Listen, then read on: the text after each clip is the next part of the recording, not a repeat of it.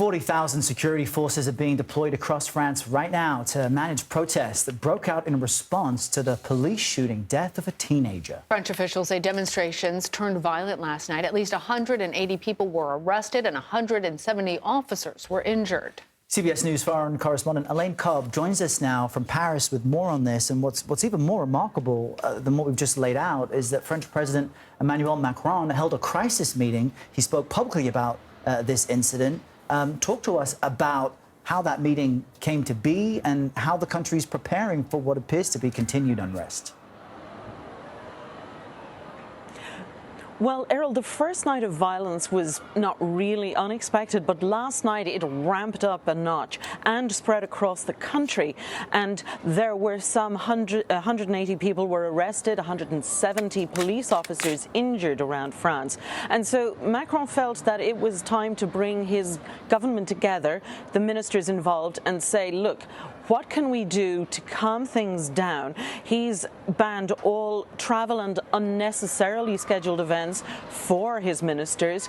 And the Interior Minister followed that meeting with a video call with the police chiefs around the country to coordinate preparations for tonight amid fears that the violence might continue. Now, President Macron said that the protests and the violence were unjustifiable, even though he himself had said that the shooting of the 17-year-old was inexcusable. And the Interior Minister warned, with all of those extra police, that tonight, he said, order will be restored.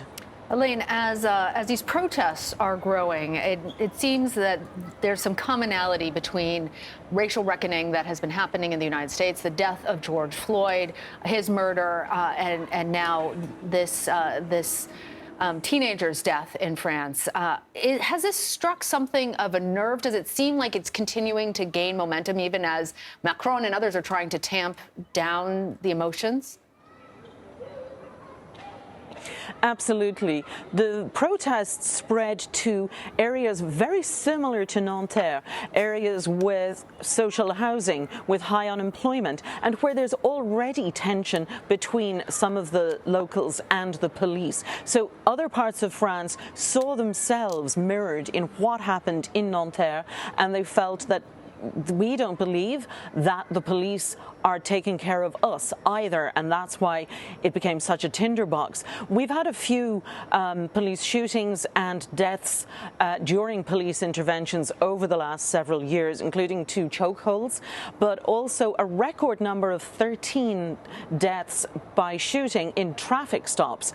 Last year, the numbers who were killed in police interventions have doubled since 2017 and were 37 in all last year. So a lot of concern that among many communities that there is a systemic racism and that police are just a bit too quick to act when someone is of North African or African descent. All right, Elaine Cobbe, thank you.